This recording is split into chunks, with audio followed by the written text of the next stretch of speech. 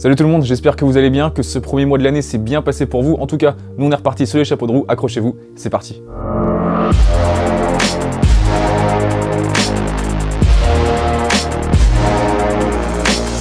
À la une, les sorties de la Nike Mercurial, de la Puma Future Z et de la Adidas Predator Freak. La première à être sortie, c'est la Puma Future Z, la nouvelle chaussure de Neymar. Elle met l'accent sur le maintien grâce à sa nouvelle technologie Fusion Fit. On vous l'a présentée et on l'a déjà testée. Pour tout savoir sur cette paire, pour voir ou revoir cette vidéo, le lien est dans la description. La seconde, c'est la Adidas Predator Freak. Là, on est plutôt sur une évolution que sur une révolution. On retrouve notamment les picots de la technologie Demon Skin, plus volumineux, moins nombreux. On l'a également testé, le lien est également dans la description et pour moi, c'est clairement la meilleure Predator depuis 10 ans. La troisième, c'est la Nike Mercurial qui comme d'habitude se décline en deux modèles, Vapor 14 et Superfly 8. Elle s'inspire des libellules et notamment de ses ailes avec un objectif en tête, une efficacité maximale avec un poids minimal. C'est la seule qu'on n'a pas encore pu tester, elle vient tout juste d'arriver au bureau mais promis, dès qu'on a le temps, on vous fait cette vidéo. Crampon, il n'aura pas fallu attendre longtemps pour découvrir le premier pack de l'année, il a été dévoilé par Adidas le 5 janvier, c'était un pack Blackout sans la Predator, ce qui annonçait la sortie de la nouvelle Predator Freak et sans la Copa qui annonce le lancement de la prochaine Copa que l'on a déjà vu fuiter sur les terrains et qui devrait donc débarquer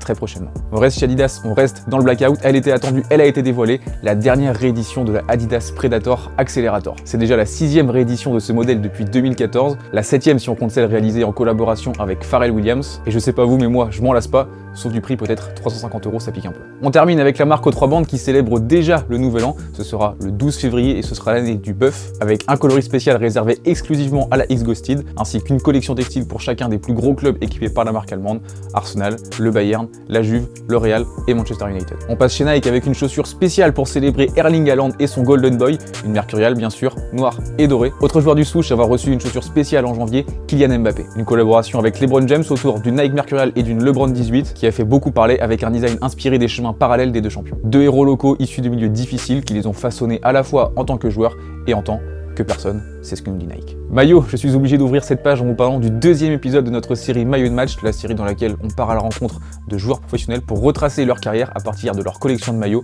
portés ou échangés. Dans ce deuxième épisode, on a rencontré Ricardo Fati, passé par l'INF Clairefontaine, les équipes de France de jeunes, le RC Strasbourg, la Roma, le FC Nantes, le Standard de Liège, la Grèce, la Turquie, Ajaccio, et qui nous a dévoilé une collection incroyable avec des maillots de légende comme ceux de Maldini ou encore de Totti. Je vous remets le lien dans la description et je vous le mets aussi à la fin de la vidéo pour être sûr de ne pas manquer cette vidéo si vous ne l'avez pas encore vue. Dans le reste de l'actualité, Nike a dévoilé 3 maillots inspirés de paires qui ont fait l'histoire de la Air Max pour Liverpool, Chelsea et Tottenham. 3 maillots qui en revanche ne seront pas portés en match car ils ne respectent pas le règlement. Logo Nike trop gros sur le maillot de Liverpool et sponsor Air Max différent de ceux habituels pour les Blues et les Spurs. En revanche, il y a un maillot que l'on va bien voir sur le terrain, c'est le nouveau 4e maillot du Paris Saint-Germain. Un maillot de Jordan qui présente un design audacieux, violet et rose qui risque de ne pas plaire à tout le monde. Moi personnellement, je trouve que ça va de votre côté. Je vous laisse me dire ce que vous en pensez dans les commentaires. Le FC Barcelone a aussi eu le droit à son 4e maillot. Il rend hommage à la Catalogne et il a été présenté par la légende du club Carles Puyol. En 2 mots, il a tout pour plaire aux supporters du club. C'est le maillot qui sera utilisé par le FC Barcelone lors du prochain Classico,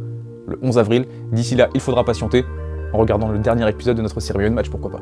Boots Mercato, ça commence à devenir vraiment n'importe quoi cette rubrique tellement il y a de mouvements en ce moment. Dans l'ordre, Gamero et Coman ont été aperçus en Puma Ultra au début du mois de janvier, Lacazette en Nike, puis en Adidas, puis de retour en Nike, Thiago Alcantara en Adidas F50, l'Espagnol semble ne plus être du tout sous contrat avec la marque américaine et serait donc libre de s'engager avec la marque de son choix. Anthony Martial, lui, était sponsorisé par Nike il y a de cela 1 an, depuis on l'a vu pendant de longs mois avec une Puma Ultra masquée, on l'a aussi vu avec une paire de Nike Mercurial Vapor 13 masquée, on l'a vu la semaine dernière avec une paire de Adidas Nemesis et on l'a revu cette semaine lors du match contre Sheffield avec une paire de Nike Mercurial Vapor 13 pas masquée, celle du pack Neighborhood. Donc vraiment difficile à suivre le français, il va falloir faire très attention et continuer à le surveiller de près. Ça, ce ne sont que des rumeurs, ce qui est officiel en revanche c'est Marco Asensio chez Adidas, tout comme Reinier Jesus. 2 joueurs offensifs comme on n'avait plus l'habitude d'en voir avec une paire de Predator au pied. Autre officialisation, celle de Granit Xhaka chez Puma, il portera la Puma Future Z. Insolite pour la bonne cause, Toulouse supprime les lettres A, B et O de ses flocages maillots en soutien à la campagne de sensibilisation du don du sang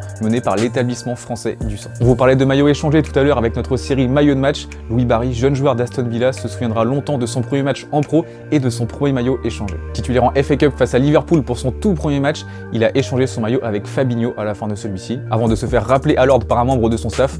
du genre « Eh mec, c'est ton premier maillot, ça s'échange pas, ça se garde ça ». On le voit alors courir après Fabinho pour lui demander s'il pouvait reprendre son maillot, ce que le Brésilien a gentiment accepté, il lui a même laissé son maillot. En Écosse, le jeune milieu de terrain du Celtic, Okoflex, s'est lui aussi fait remarquer pour son premier match en pro. Pour une raison encore plus particulière, il a enfilé des AirPods quelques secondes avant son entrée sur le terrain. Un bref instant capturé par les caméras de télévision qui a forcément été repris de nombreuses fois sur les réseaux sociaux. Mais en vrai, rien de choquant, c'était juste pour écouter les consignes de son coach à l'isolement pour cause de Covid. On termine avec Jack Grealish, on sait enfin pourquoi il porte ses chaussettes aussi bas, c'est juste une histoire de superstition. Une année, ses chaussettes ont rétréci au lavage, elles ne montaient donc plus assez haut sur la jambe. Cette saison-là, il a fini par très bien jouer, c'est alors devenu une superstition pour lui et il a continué de les porter de cette manière. Et quand on voit ses performances, on ne va pas lui demander de changer. Voilà, on arrive déjà à la fin de cette vidéo, je vous laisse vous dire quelle a été l'actualité la plus marquante de ce mois de janvier selon vous. En attendant, comme d'habitude, laissez un petit pouce bleu, ça fait toujours plaisir. Abonnez-vous si ce n'est pas déjà fait, on se retrouve la semaine prochaine pour une nouvelle vidéo. Salut!